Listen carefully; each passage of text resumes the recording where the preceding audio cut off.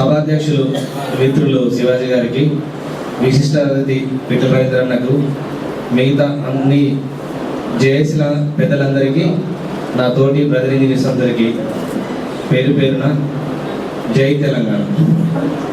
ముఖ్యంగా ఇప్పుడు సమయం మనకు తక్కువ ఉంది కాబట్టి ఎక్కువ మాట్లాడదలుచుకోలేదు. మిగతా వాళ్ళు కూడా ఇప్పుడు నేనేమనుకుంటున్నానంటే అందరూ డైరెక్ట్ ఇచ్చేస్తే అయిపోతుంది, తర్వాత ఎక్కువ మాట్లాడు కన్నా, కానీ ఒక 2 సూచనలు చేయాలనుకుంటున్నాను నేను యాక్చువల్గా.